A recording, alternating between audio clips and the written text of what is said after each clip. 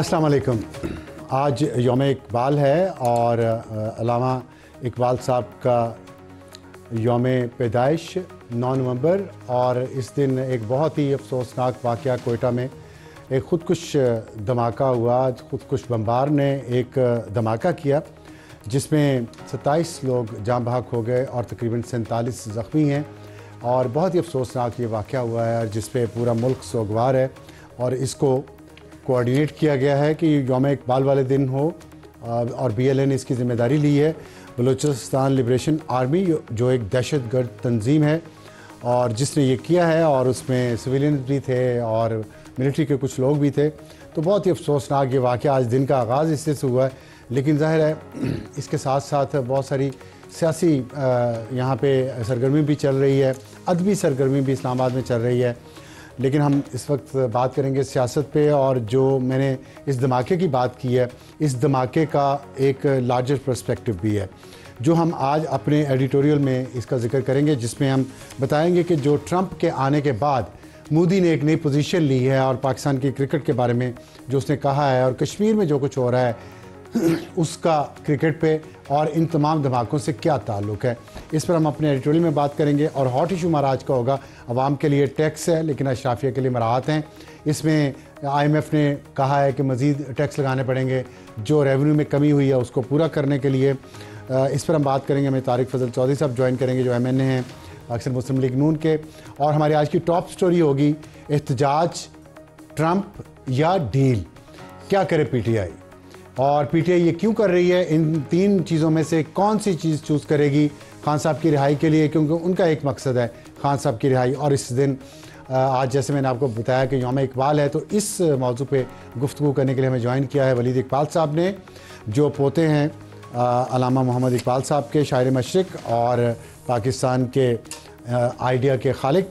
तो वलीद साहब अस्सलाम वालेकुम, वेलकम। आज आपका ज़ाहिर दिन है आपके दादा मरहूम का, और पाकिस्तान के वो लीडर हैं, रहनुमा हैं हमारे। लेकिन एक अफसोसनाक दिन, कोयटा में बम धमाका भी हुआ, लेकिन आपका स्वाबी में जलसा भी था आज, और उस जलसे में हमने बहुत सारी जो तवक्कुआत थी लोगों की, वो ये थी कि आज कोई प्रोग्राम देंगे खान साहब की रिहाई का। और ख़ास तौर पे खान साहब ने जो खुद आज जो मीडिया से बात की है, और उन्होंने ट्वीट भी किया है उसके बाद, उसमें उन्होंने बड़ी तफसील से ये बताया है, फ़ौज पे इल्ज़ाम लगाए हैं उन्होंने। और लोग इस पर सवाल कर रहे हैं कि 2022 में तो खान साहब ये कहा करते थे कि जो अमेरिका साजिश कर रहा है फ़ौज को उसकी मदद करनी चाहिए। आज वो कह रहे हैं कि ढाका से तशबीह दी और पता नहीं क्या क्या उन्होंने बलूचिस्तान के इशू भी बात, लेकिन उन्होंने इस कोयटा बम धमाके की मजम्मत नहीं की। इस सारी गुफ्तगू में बहुत लंबा उनका आपने बयान शायद देखा भी होगा, और बहुत लंबा उनका ट्वीट भी है। तो ये जो कुछ हो रहा है, और सवाबी जलसे में जो कुछ हुआ वहाँ, तो आज था कि आज कफन बांध के आज ऐलान कर देना कि हमने किस दिन क्या करना है। अब वहाँ पे कुछ लोग एहतजाज कर रहे, फैमिलीज भी आई हुई थी, आप जरा देखिएगा। हम पंजाब वाली पुलिस वाले से मार खाते हैं, सिंध वालों से भी खाते हैं, इस्लामाबाद वालों से भी मार खाते हैं, और KPK वाले भी हमें मारना चाहते हैं। हम बनी गाला से आए हैं, इंशाल्लाह अलीमा खान को भी बात पहुंचेगी, इमरान खान को भी बात पहुंचेगी। ये KPK पुलिस ने मेरे बेटे को मारा है। इसने हमें कपन का बोला, इस दफा हमने कपन भी लाया है, लेकिन इसने क्या कर रहे हैं, हमने अभी भी जाना है, घर नहीं जाना है। क्या खान कॉल देगा? खान तो कब से कह रहे कॉल दो, खान ने इनको मुकम्मल इख्तियार दिया हुआ है, अपना इख्तियार इस्तेमाल कर, इनका इख्तियार सिर्फ वर्कर है। हम तनकीद करेंगे क्योंकि हमारे बच्चों ने 3 दिन मारे खाई है। हम अली मीन पे भी बात कर सकते हैं क्योंकि उसने हमें तनहा छोड़ा है। आपने सुना लोगों के जज्बात, और वहाँ क्या हो रहा है। आप लोगों को बार बार जलसों में लाते हैं, एहतजाज के लिए लाते हैं, फिर लगता है कि ट्रंप के आने के बाद ख़ास तौर पे कि अब आप समझ रहे हैं कि एहतजाज के ज़रिए नहीं, या ट्रंप की कॉल आएगी या कोई डील हो रही है जिसकी बातें हो रही थी। और अली मीन गंडापुर का भी नाम आ रहा था, बुशरा बीबी का भी नाम आ रहा है, अलीमा खान का भी आ रहा है। तो उस तरीके से तो रास्ता कौन सा इख्तियार करेगी PTI खान साहब की रिहाई के लिए? सबसे पहले तो जी सच्ची बात है, मुझे इन क्लिप्स की समझ नहीं आ सकी, अभी मैंने यहीं देखे हैं आपके वो कफन बांध के लोग आए हुए हैं जी जी, और कह रहे हैं कि हमें बुलाया गया कफन बांध के आओ, लेकिन अब यहाँ पे एहतजाज ख़त्म कर दिया है और कह रहे हैं घरों को जाओ, और कोई तारीख नहीं दी, और वो कह रहे हैं हम पूरे मुल्क में डंडे खाते हैं, पुलिस से मारे खाते हैं, और ये लोग पता नहीं क्या कर रहे हैं, ये खान की रिहाई के लिए कोई एफर्ट ही नहीं कर रहे, लीडरशिप को कह रहे हैं। अच्छा जी, एक्चुअली आपने काफ़ी सारी बातें की हैं, सो मुझे उनको एड्रेस करना पड़ेगा एक एक करके। सबसे पहले तो ये कि ऑब्वियसली बहुत अफसोसनाक है जब भी लोगों का इस तरह खून बहता है। मेरे तो आंसू बहते हैं, और वो अब मेरे ज़ाती या किसी भी हमारे कौमी शख्सियत, तारीख़ी शख्सियत या हीरो की कोई सालगिरह हो, वो अपनी जगह है। एक शायर गुजरे हैं मेरा ख्याल, अगर मैं सही याद रखा हूँ नाम उनका, इतने ज़्यादा अजीम उसमें नहीं आते लेकिन वेल नोन फिर भी, मुसफ़ी, हमदानी मुसफ़ी आई थिंक उनका एक बड़े अच्छे शायर। जी जी जी, उनका शेर है एक के दिल पुरचाक है गुले खंदां और शादी व गम जहाँ में तो अम है, कि मेरा टूटा, हाँ जी बिल्कुल, मेरा जो चाक दिल है वो एक तरह से खिला हुआ फूल भी है। दोनों वो तशबीह दे रहे हैं कि खुशी और गम दोनों साथ साथ ही होते हैं। तो जिस तरह अब आज है, अब मैं चाहूँगा, मैं शुरू करना चाहता कि यही कि जी आज अल्लामा इकबाल या शायर मशरिक़ की 147वीं यौम विलादत है, तो मुबारक हो कौम को कि उन्होंने वो आइडिया दिया, ख्वाब और वटेवर, और लोग उनको एडमायर करते हैं। लेकिन साथ ही फिर आपने जिस वाक़े का जिक्र किया, तो ये मुझे एक अपनी ज़ाती ज़िंदगी से वाक़या याद आता है। मेरे किसी अजीज़ का इंतकाल हुआ था, तो हम वहाँ पे तैयारी कर रहे थे, मैं वहाँ डेथ वाले घर में गया हुआ था, तो जी हम इंतज़ार कर रहे थे जी मौलवी साहब आए नमाज जनाजा के लिए। तो वो बात ये जो करने लगा वो भी तभी वही शेर मुझे याद आया जो मैंने भी पढ़ा है कि मौलवी साहब का इंतज़ार कर रहे हैं जी, मौलवी साहब कहाँ हैं जी, वो निकाह पढ़ाने गए हुए हैं। तो वो एक तरफ देखें वो निकाह पढ़ा के आ रहे हैं मौलवी साहब, और एक तरफ जो है जनाजा पढ़ा रहे हैं। तो इस तरह ही ज़िंदगी का अनफॉर्चुनेटली वो सही है। आपको लगता है कि ये कोऑर्डिनेटेड है कि 9 नवंबर यौम इकबाल वाले दिन ये किया जाए? क्योंकि पाकिस्तान का आइडिया जो है वो तो अल्लामा इकबाल ने दिया ना, तो पाकिस्तान ही से अलहदगी चाहते हैं, तो उन्होंने उस आइडिया पे ज़र्ब लगाने की कोशिश की। जी मैं कयास यही कर सकता हूँ। उसकी वजह, मैं ज़ाहिर है उनका तर्जुमान तो नहीं हूँ, और ना अल्लाह करे कि मैं ऐसी किसी उसमें पोजीशन में हूँ। जो दहशतगर्द और इस तरह के दहशतगर्द वाक़यात में इस तरह से शरीक होते हैं और जो वो इन्फ्लिक्ट करते हैं हमारे पे, उनकी कोशिश तो यही होती है कि वो एक स्टेटमेंट दें, और वो फिर एक अलामती या सिंबॉलिक चीज़ करते हैं। और यस, मैं समझता हूँ कि ऐन मुमकिन है कि उनके जहन में ये हो, और चुन के ये तारीख उन्होंने की हो कि इसका ताल्लुक के तो पाकिस्तान, हमें सबको मजम्मत तो करनी चाहिए। 100% जी, 120% मजम्मत कौन नहीं कर रहा, कौन नहीं, मैं उसका भी आपको एक्सप्लेन कर देता हूँ। लेकिन मैं सिर्फ इसमें ऐड ये करना चाह रहा हूँ कि आपको याद होगा कि आई थिंक साल 2013 का था, और इसी तरह अटैक एक हुआ था बलूचिस्तान में, और उन्होंने ज़ियारत में जहाँ कायद अपने आखिरी ज़िंदगी के आखिरी अयाम में गए थे, उसको पूरा मिसमार कर दिया था, फिर उसको रीबिल्ड किया, जो सिलसिला है वहाँ ज़ियारत में उसको। तो इस तरह मेरे ख्याल में इनकी एक्शंस इसी तरह की होती हैं कि वो सिंबॉलिक हों।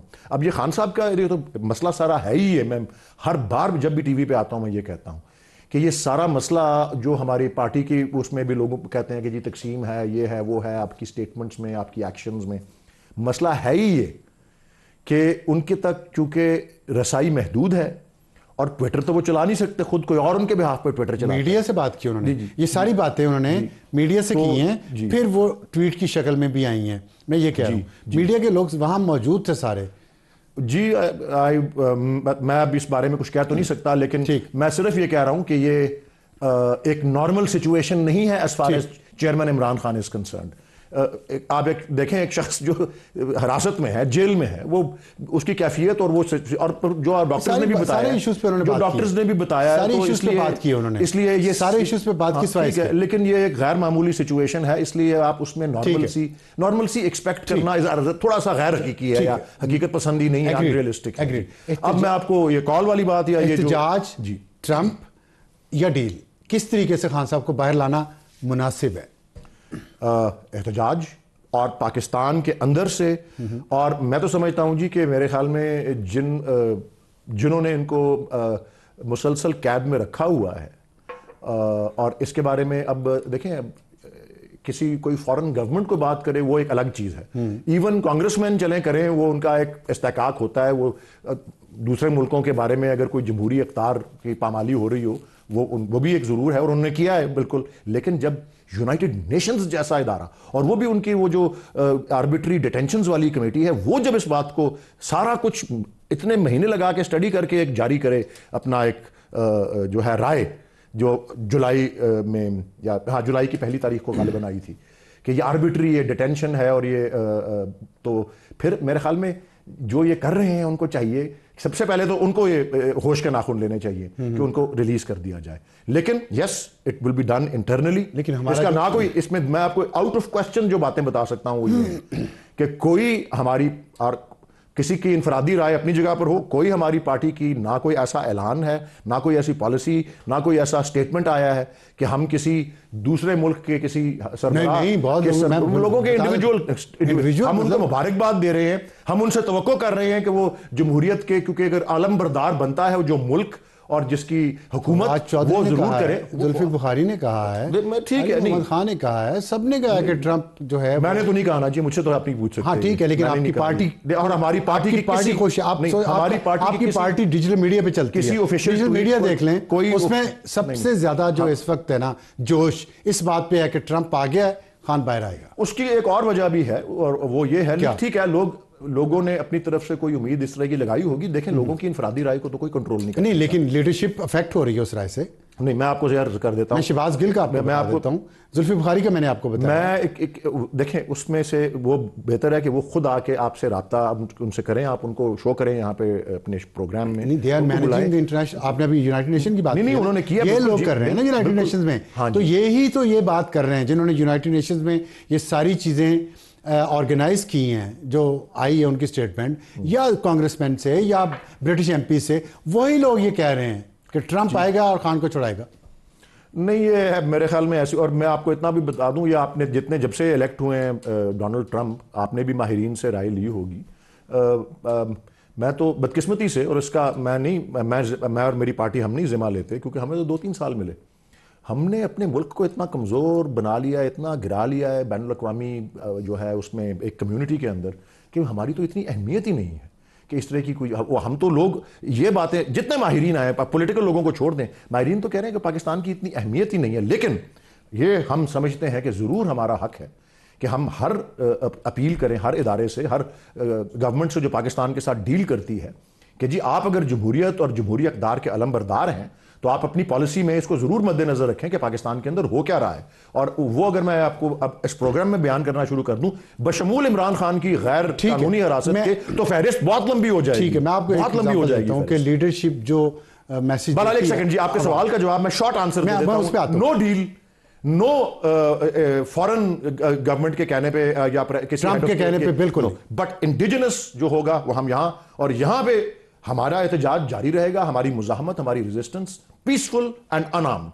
हम एक पॉलिटिकल पार्टी हैं, हमारी तारीख में ना कोई भट्टाखोरी है, ना कोई बोरीबंद लाशें हैं, और ये 9th में शाइन में ये सब एबरेशन है, अंग्रेजी का लफ्ज होता है, उर्दू में उसका तर्जुमा यही होगा कि एक डिस्टॉर्टेड वो आता है, उस पर भी पूरी इंक्वायरी होनी चाहिए।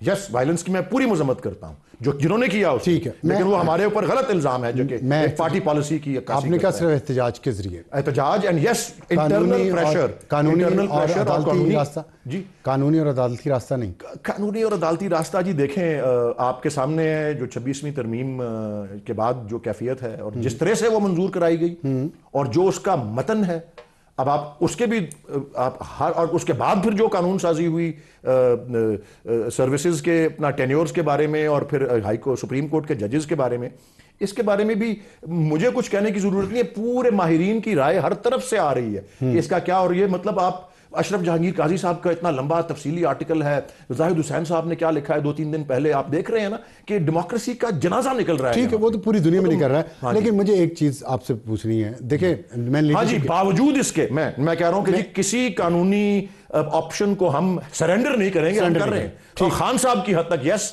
इस पे कुछ हमारी राय स्प्लिट है कि हमने 26वीं तरमीम को चैलेंज करना है या नहीं करना, बतौर पार्टी हमने अभी तक नहीं किया। तकसीम है ना इस पे राय, कुछ लोग कह रहे हैं करना चाहिए, कुछ लोग कह रहे हैं कि जी जितनी अब हो गई हैं पिटिशनें, क्योंकि वो बार काउंसिल्स ने की हैं या सुदूर ने की हैं, साबिक सुदूर ने की हैं बार काउंसिल्स के, इनको लीगल कम्युनिटी तक रहने दें, इसको पोलिटिसाइज ना करें। ये कुछ राय है, कुछ कह रहे हैं कि नहीं ये क्योंकि गलत हुआ है इसको चैलेंज करना चाहिए। मैं इस पे खान साहब के ने क्या कहा वो भी आपको बताता हूँ, लेकिन मैं एक और बात आपसे, पिछले जो हम बात कर रहे थे कि लीडरशिप जब बात करती है, उम्मीद देती है लोगों को कि ट्रंप आ गया और अमेरिका रिहा करवाएगा, और लोगों पे कैसे असर होता है कि आज एक पीटीआई का सपोर्टर जलसे में अमेरिकी झंडा लेके आ गया, ठीक है, उसको बाद में ज़ाहिर पकड़ा, फिर गिरफ्तार भी हुआ, लेकिन ये लोगों का जहन जब आप इस तरह बना देते हैं, आप नहीं समझते ये खतरनाक ट्रेंड है कि आप लोगों को इतना गुस्से में भर दें। जैसे मैंने आपको दिखाया अभी कि आपके लोग अब मुजाहरा कर रहे हैं कि आज हमें अगली तारीख क्यों नहीं दी गई और फैसला क्यों नहीं किया गया कि खान साहब को कैसे छुड़वाना है।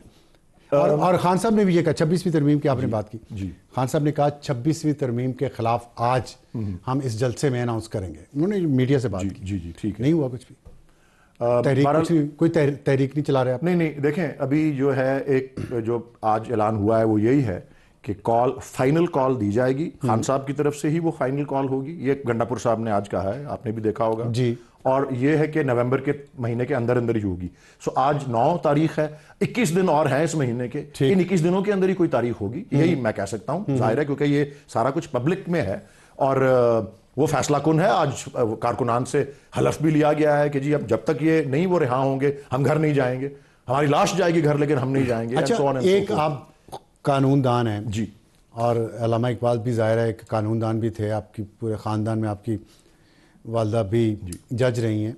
तो ये जो आप कह रहे हैं कि एहतजाज के ज़रिए वापस नहीं जाएंगे जब तक खान साहब रिहा नहीं हो सकते, तो क्या होगा? मसलन मैं एक इमेजिन कर रहा हूँ उसी बात पे मैं कि आप जेल के बाहर जाके बैठ जाएंगे, डी चौक में आके बैठ जाएंगे कि खान को रिहा करो, और बगैर किसी कानूनी तकाजा पूरा किए खान साहब को रिहा कर दिया जाएगा और आप लोग उनको लेके घर चले जाएंगे। ऐसा कुछ सिनेरियो आप पेंट कर रहे हैं? देखिए मैं आपको अर्ज कर दूं, और मैं बड़ी अफसोस और बड़ी रिग्रेट के साथ ये बात कहना चाह रहा हूं कि और उसमें क्योंकि मिसालें सबके सामने हैं, खास तौर पे इलेक्शन से की डेट से 3 या 6 कितने दिन पहले थे जब वो 3 कन्विक्शंस बैक टू बैक आई। हाँ, इद्दत केस की एक वीक, तो देखे ना जी, मातहत अदलिया, तो अब मैं क्या कहूँ जी, मेरी ट्रेनिंग इस तरह ही हुई है कि कोर्ट हो और जज हो किसी भी लेवल का, पत्थर भी बैठा हो तो सलाम करना है। लेकिन मैं ये बात अब कहता हूं ना तो एंकर्स आगे से जेंट्स या लेडीज कहते हैं कि जी वो जमाने गए। अब देखे ना जी, जिस तरह से सबको पता है कि मातहत अदलिया, आपकी तरबियत तो नहीं गई, मातहत अदलिया के ऊपर बिल्कुल चारों तरफ से उसको, और इसी के वजह से अब देखें जस्टिस औरंगजेब ने किस तरह क्लास ली है, जो हुमायूं दिलावर है उनका नाम या क्या जो भी है, कि वो क्या ये कैफियत जब हो कानूनी जो निज़ाम जजेस की क्लासेस ले, और उसके बाद फिर ये हो कि चले जी निचली अदालतों का तो चलो उनके ऊपर हावी होना जो है अनफॉर्चुनेटली हमारे सिस्टम का एक हिस्सा बन गया हुआ है। अब जब 6 जजेस इस्लामाबाद हाईकोर्ट के कहते हैं कि जी हमारे बेडरूमों के अंदर इदारे घुस गए, जुडिशियल सुप्रीम और फिर उसके बाद चला गया ना, उसके बाद सुप्रीम कोर्ट आ गया, सुप्रीम कोर्ट को आके उसको डिफैंग कर दिया 26वीं तरमीम से, उसको डिफैंग या ओवर पावर। उन 6 जजेस का केस सुप्रीम जुडिशियल काउंसिल में चला गया, ठीक है, प्रोसेस में है।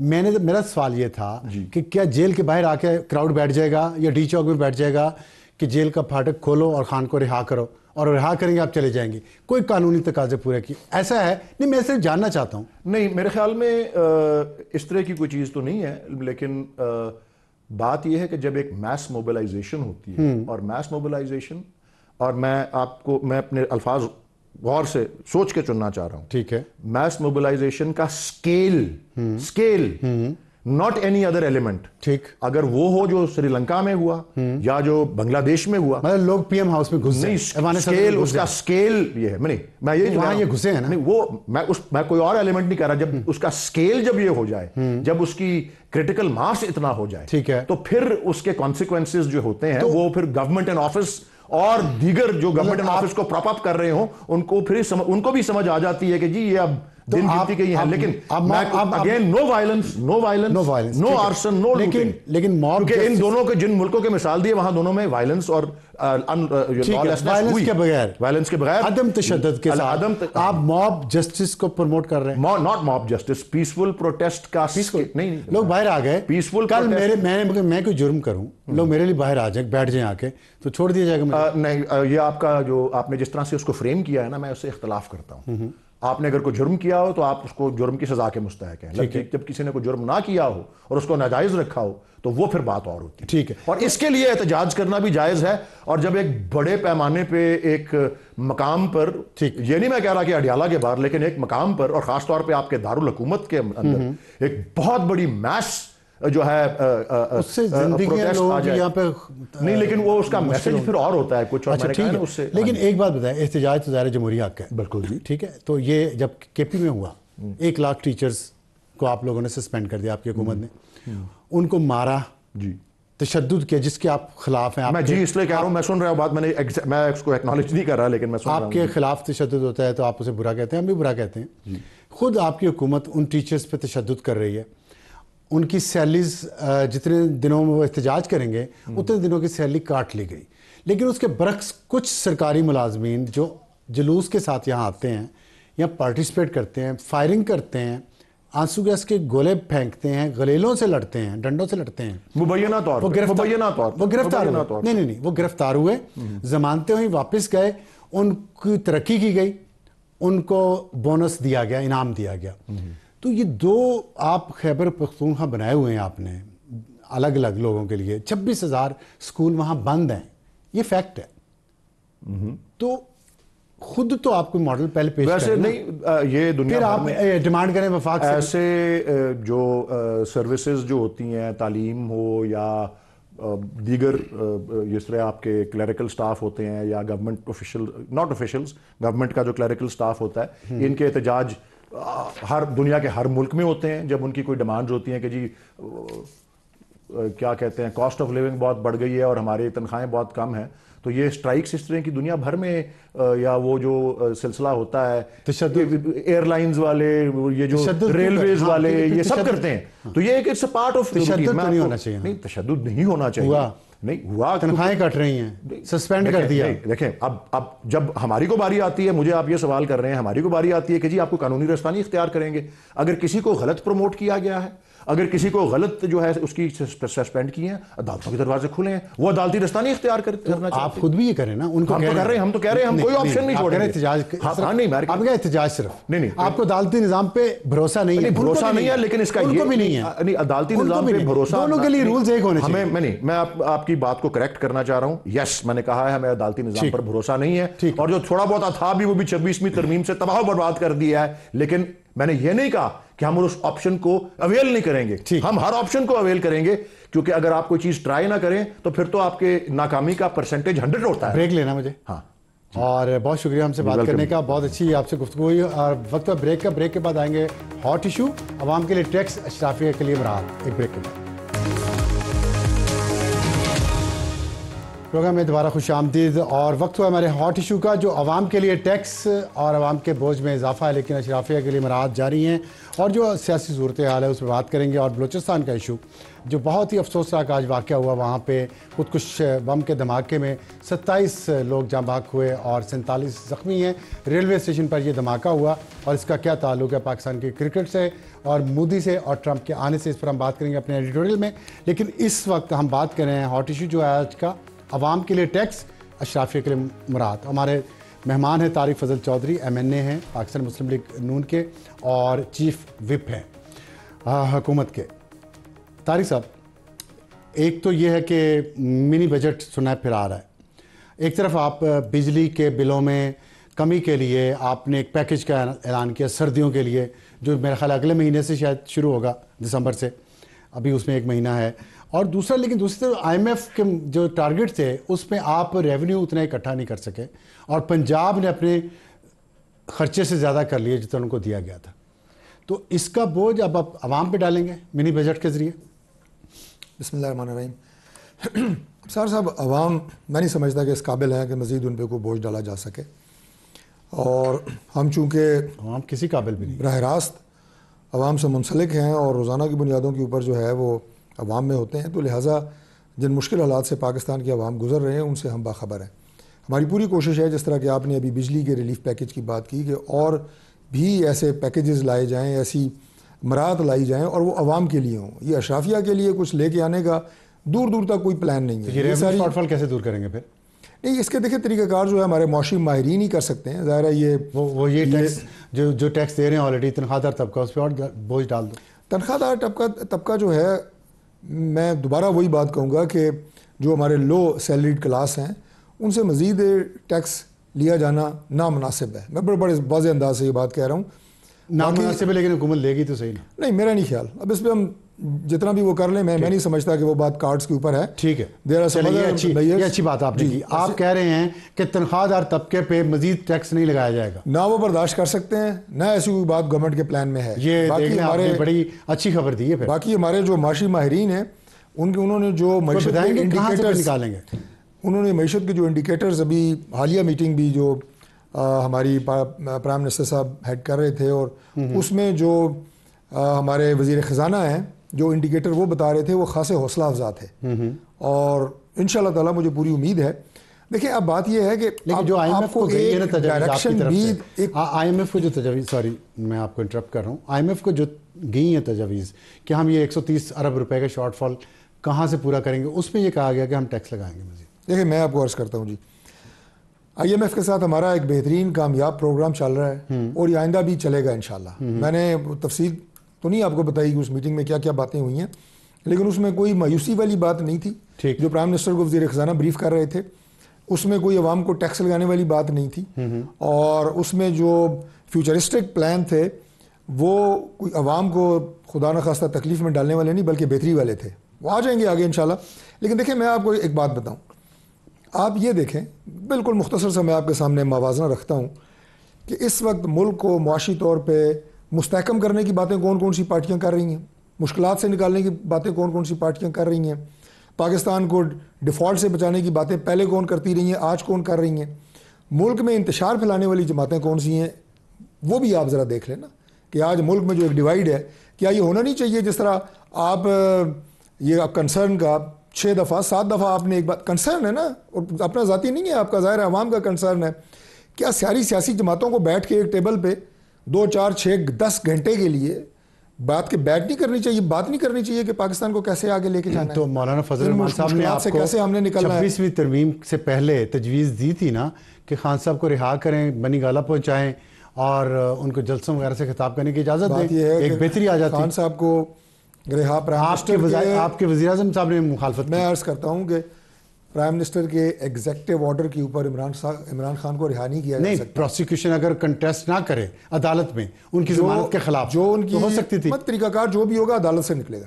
मैं आपकी बात से इत्तेफाक करता हूँ कि प्रोसिक्यूशन तो मौलाना फजल रहमान साहब ऑफ द रिकॉर्ड बात है कि प्रोसिक्यूशन या फिर अपने केस को कमज़ोर कर ले, गवाह अपने तोड़ मरोड़ ले, वो एक अलग बात है, लेकिन उसका फैसला अदालत ने करना है, उसका फैसला प्राइम मिनिस्टर ने नहीं ऐसा करना। कोई लेकिन इमरान खान अगर अंदर भी हैं, ऐसी कोई सोच है, अगर अंदर भी है, हमारी तो 100% सोच है कि प्रोसिक्यूशन नरम हो जाए। नहीं, ऐसी कोई सोच मेरे इल्म में नहीं है। मैं कह रहा हूँ 100% सोच है कि बैठे मुल्क के मुश्किल हालात हैं, इसे निकालने के लिए अबव पार्टी लाइंस बात करें। अगर वो जेल में हैं तो जिन लीडर्स को वो इंतशार का, फसाद का दर्स देते हैं और इनकलाब लाने की और इस्लामाबाद में चढ़ाई करने के पैगाम देते हैं, उन्हें ये पैगाम नहीं दे सकते कि यार मुल्क तकलीफ में है, गवर्नमेंट से लड़ते रहो, लेकिन अवाम की रिलीफ की जहाँ तक बात हो वहाँ तक बैठो। तो ये पैगाम नहीं आ सकता था अगर आप लोग मौलाना फजल रहमान की तजवीज़ मान लेते? क्यों नहीं मानी? नहीं, मौलाना साहब की तजवीज़ हमने सारी मानी। नहीं, ये वाली खान साहब पे हाथ वाला करने 58 और वो मिलना भी चाह रहे थे। देखिए 58 हमारी इसका जवाब तो 22 पास हुई हैं। इमरान खान साहब के हवाले से भी मौलाना साहब अगर कोई संजीदा बात करेंगे, गवर्नमेंट संजीदा बात, वो संजीदा बात नहीं थी। नहीं, संजीदा बात थी, लेकिन देखना अभी ये जो अमेंडमेंट्स हुई हैं इस पे भी अलामा हमने कोशिश की। अगर संजीदा बात से करें, किस बुनियाद पे आपने मुखालफत की? आप वज़ीर आज़म? हमने कोई मुखालफत नहीं, वज़ीर आज़म ने। अब सार साहब हमने सिर्फ ये कहा है कि वो जो अपनी कानूनी उनकी पोजीशन है उसी के मुताबिक अदालतों से बाहर आ सकते हैं। नवाज शरीफ की रिहाई हुई है तो अदालत से हुई। तो क्या ये एक मेजर प्रॉब्लम है आपके और JUI के दरमियान इस वक्त? नहीं, ये मेजर प्रॉब्लम नहीं है। और मेजर प्रॉब्लम JUI को हम चाहते हैं कि वो पहले भी उन्होंने देखें एक पॉजिटिव किरदार अदा किया ना मौलाना साहब ने 26वीं तरमीम में। अगर वो इसी तरह जो जो बातें मुल्क के लिए बेहतर हैं उसमें आए, गवर्नमेंट में आए, हम तो उन्हें कहते हैं। अच्छा, तो 26वीं तरमीम से आप मुतमिन हो गए, पास हो गई, इम्प्लीमेंट हो गई? 26वीं तरमीम, जैसे कि मैंने एक जुमला कहा कि वो 58 के करीब जो है अमेंडमेंट्स थी, वो अलामा साहब के साथ नेगोशिएशन के बाद वो 22 रह गए मौलाना साहब। तो आप बिल्कुल मुतमईन हैं मुझसे, उसके असरात इंशाल्लाह मुल्क पे बेहतर होंगे, पॉजिटिव होंगे। मैं समझता हूँ कि पिटीशन इतनी सारी उसके खिलाफ आ गई हैं। देखिए कानून साजी जो है ये असेंबली का इख्तियार है, पिटीशन जितनी मर्जी करें। नहीं, अगर आप कानून साजी आइन के बुनियाद के खिलाफ करते हैं और इतनी तेजी से करें, कौन सी आइन की इतनी तेजी से करें, मेरी एक बात सुने, इतनी तेजी से करें। वो कह रहे हैं जी, वकील कह रहे हैं, मुझे पिटीशनर्स कह रहे हैं, बार काउंसिल्स कह रही हैं, 4 सूबों के सियासी रहनुमा कह रहे हैं कि आपने आइन की हैत बदल दी है और जुडिशरी को कमज़ोर कर दिया है, अब वो हुकूमत के इशारों पे नाचेगी। ये वो कह रहे हैं। सबसे बड़ी बार वकला की कौन सी है? सुप्रीम कोर्ट बार, उसमें सदर कौन जीता है इस वक्त? हमारा हिमायती याफ्ता एहसन बून ग्रुप, आसमा जहांगीर ग्रुप, आजम नज़ीर तारड़ ग्रुप।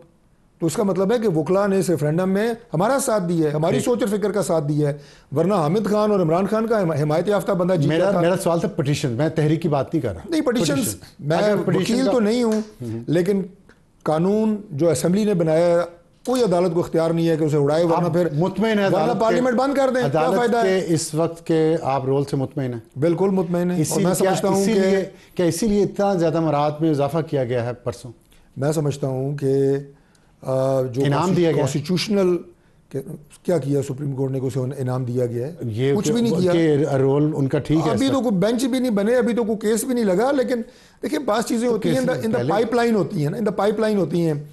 इदारे हैं, आपका इंस्टीट्यूशन है, चाहे प्राइवेट सही, पैसे, लेकिन यहाँ पे भी बाज़ औक़ात आपके जो सारे काम करने वाले यहाँ पे पाइपलाइन में कोई, मैं अर्ज करता हूँ ना, हो सकता है इनकी डिमांड हो, साल बाद पूरी हो जाए, ठीक है, डिमांड है, नहीं इस टाइम पे हुआ है, डिमांड है, अफसर साहब ने ब्लैकमेल कर दिया ऑनर को, ऐसा नहीं होता। नहीं, देखें, डिमांड है, लेकिन अपना बजट भी तो देखना होता है ना। आप एक तरफ गरीब जो है मर गया, टैक्स लगा रहे हैं, IMF के टारगेट्स पूरे नहीं हो रहे, पहले आपने पार्लियामेंटेरियंस की बढ़ा दी, पिछले साल जुलाई में भी क्या बढ़ाई थी, क्या बढ़ाया पार्लियामेंटेरियन का? एयर ट्रैवल बढ़ा दिया आपने, उनका अलाउंस बढ़ा दिया, कोई अलाउंस मेडिकल बढ़ाया, एयर ट्रैवल बढ़ाया, तनख्वाह बढ़ाने की बात हुई थी, वो भी उन लोगों की कि जो इजलास के लिए आते हैं और स्टैंडिंग कमेटी की मीटिंग्स के लिए MNAs बाहर से आते हैं, उनकी शिकायत के ऊपर कितना उन्हें दिए गए कि जितना वो कम से कम अपने इजलास कवर कर सकें। बाकी इसकी बढ़ाने की अभी क्या जरूरत थी? इस वक्त मिड ईयर में कोई बजट नहीं आ रहा, कुछ नहीं, अचानक बढ़ा दी। मैं आपको अर्ज कर रहा हूँ कि कोई मुतालबा था जजेस की तरफ से? कोई मुतालबा नहीं था। तो फिर बगैर मुतालबे की बढ़ाई, इसका मतलब आपने ये इसका मतलब यह है कि इंस्टीट्यूशन के लिए कोई चीज़ चल रही थी, लेकिन जहाँ पे, ये मैं आपको बता दूँ कि जहाँ पे किसी जगह के ऊपर फाइनेंशियल कोई डेफिसिट आएगा तो वो डेवलपमेंट बजट जो हमें दिया जाता है वहाँ पे कट लगता है, ये मैं आपको बता दूँ। तो अवाम के बजट पे इस तरह के किए हैं प्राइम मिनिस्टर आप ये कहना चाह रहे हैं कि अवाम के लिए जो आपने तरक्याती बजट बनाया है, अवाम की सड़क बननी थी, पुली बननी थी, कोई स्कूल बनना था, हॉस्पिटल बनना था, वो काट के आपने जजों को मराद दे दी। उसमें भी देखा जाता है, ठीक है, आपके जो हेल्थ बजट है उस पर कट नहीं है, आपकी जो एजुकेशन बजट है उस पर कोई कट नहीं है। डेवलपमेंट का बजट जो होता है वो हेल्थ और एजुकेशन का बजट नहीं होता। चलो, अस्पताल बनी होगी, पुल बनी होगी, वो नहीं, पुल बना, रोड्स, गलियां, सड़कें, तो ये लोग बेचारे जो MNAs वगैरह को उनकी सड़कें गलियां भी कच्ची रहे, लेकिन जजों को आपने मराद दे दी। बन जाएंगी, बाद में बन जाएंगी, कोई ऐसा इशू नहीं है। चले, हम बहुत शुक्रिया, आपने ये कह दिया कि बाद में बन जाएंगी। अवाम तो हमेशा से कुर्बानी देते आए, वक्त हमारे पास ख़त्म हो गया, ब्रेक पे जाना है, और ब्रेक से वापस आएंगे तो हमारा एडिटोरियल जो इस बात पे है कि दहशतगर्दी का, क्रिकेट का, मोदी का, ट्रंप का आपस में क्या ताल्लुक है। लेकिन जैसे तारिक फजल चौधरी साहब ने कहा, सड़कें गलियाँ तो बन ही जाएंगी हमारी, जजेस को मराद बढ़नी चाहिए थी। एक ब्रेक के बाद यौम इकबाल है और हमारा आज का एडिटोरियल एक अल्लामा इकबाल साहब के एक शेर का मिसरा, दूसरा मिसरा वो मैं पहले पढ़ूंगा और पहला मिसरा मैं एडिटोरियल के आखिर में पढ़ूंगा। वो दूसरा मिसरा है, तेरी बर्बादियों के मशवरे हैं आसमानों में। ये अल्लामा इकबाल का एक शेर है और ये पाकिस्तान पे सादिक इसलिए आता है कि आपने देखा आज कोयटा में एक खुदकुश धमाका हुआ जिसमें 27 लोग जाँ बहक हुए और 47 ज़ख्मी हुए। अभी अभी रूसी सदर व्लादिमीर पुतिन ने उसकी मजम्मत की है बड़े सख्त अल्फाज में, और ये बहुत अरसे बाद रूसी सदर का ये बयान आया है कोयटा बम धमाके पे। ये इंटरनेशनल इसका ताल्लुक क्या है, इस पे हम आपके साथ थोड़ी सी अभी बात करेंगे, क्योंकि हमारा आज का एडिटोरियल जो है इस बात पे है कि ट्रंप के आने के बाद मोदी का रवैया क्या होगा, ट्रंप का रवैया पाकिस्तान के साथ क्या होगा, और इसका क्रिकेट से क्या ताल्लुक है और इस सब का कश्मीर से क्या ताल्लुक है।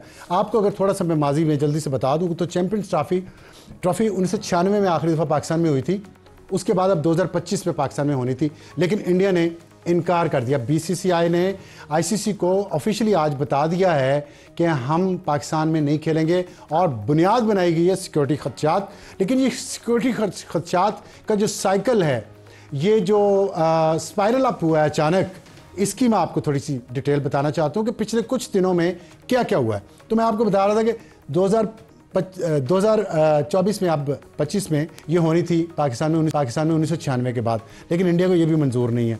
और क्योंकि पाकिस्तान में बहुत सी टीमें आती रही हैं, 2008 के बाद श्रीलंकन टीम पर जब हमला हुआ उसके बाद से इंडियन टीम नहीं आई पाकिस्तान क्रिकेट की, और उसके बाद मुंबई अटैक भी हुआ। तो उसके बाद पाकिस्तान के जो प्लेयर्स IPL में खेलते थे उन पे भी पाबंदी लगा दी। इंडियन प्लेयर्स भी पाकिस्तान PSL आके नहीं खेल सकते। तो इंडिया क्रिकेट को बार बार इस्तेमाल कर रहा है सियासी मकासद के लिए। और एक चीज़ याद करवाता चलूँ, जब ट्रंप पहले था अमेरिका का सदर और 2019 में 5 अगस्त को मोदी के साथ मिलके कश्मीर का जो स्टेटस तब्दील किया गया था और आर्टिकल 370 और 35 से जब ख़त्म किया गया, उस वक्त भी ट्रंप अमेरिका में और मोदी इंडिया में था और यहाँ पे इमरान खान प्राइम मिनिस्टर थे और कमर जावेद बाजवा आर्मी चीफ थे और पाकिस्तान ने उस पर कुछ नहीं किया। लेकिन अब वो सिचुएशन थोड़ी सी बदलती नज़र आ रही थी, इसलिए पाकिस्तान में जब भी कोई मौका आया, इंडियन टीम नहीं आई, एशिया कप के लिए नहीं आई, लेकिन पाकिस्तान वहाँ पे वर्ल्ड कप खेलने के लिए गया। और अभी अक्टूबर में जब पिछले महीने पाकिस्तान में शंघाई ताउन तंजीम का इजलास हुआ तो इंडियन वज़ीर ख़ारजा जयशंकर आए, जिससे लगा कि शायद हालात बेहतरी की तरफ जाएंगे। ख़ास तौर पे जब साबिक वज़ीर-ए-आज़म नवाज शरीफ ने इंटरव्यू दिया भारतीय सहाफ़ी को और उसमें उन्होंने कहा कि हम चाहते हैं कि दोनों मुल्कों के ताल्लुकात बेहतर हो। मोदी साहब खुद आते तो अच्छा था, लेकिन चले इंडियन टीम को चैम्पियंस ट्रॉफी खेलने के लिए आना चाहिए। तो उसके जवाब उसके कुछ ही दिनों बाद इंडियन कश्मीर में एक बम धमाका हुआ जिसकी जिम्मेदारी पाकिस्तान पर डाल दी गई। और 5 नवंबर को ये इंडियन कश्मीर में धमाका हुआ, 21 अक्टूबर को।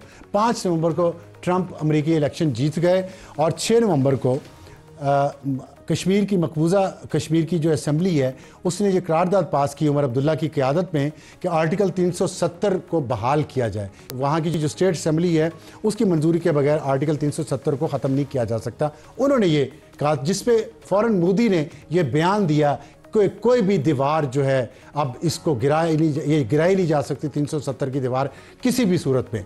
और 8 नवंबर को इंडियन मीडिया से फ़ौरन ये खबरें चलवाई गई कि भारतीय क्रिकेट टीम पाकिस्तान नहीं आएगी क्योंकि सिक्योरिटी खदशात हैं। लेकिन उस वक्त तक पाकिस्तान में कोई सिक्योरिटी खदशात इतने ज़्यादा नहीं थे क्योंकि जयशंकर भी आ चुका था और यहाँ पे SCO की कॉन्फ्रेंस भी हो चुकी थी।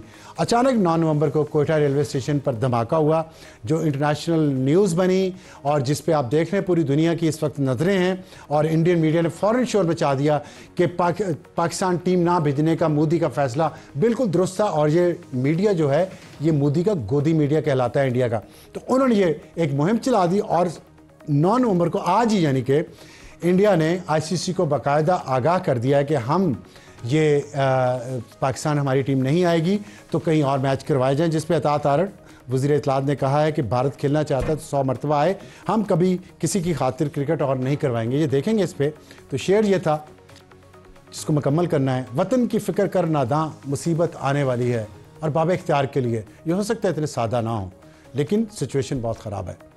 Good night.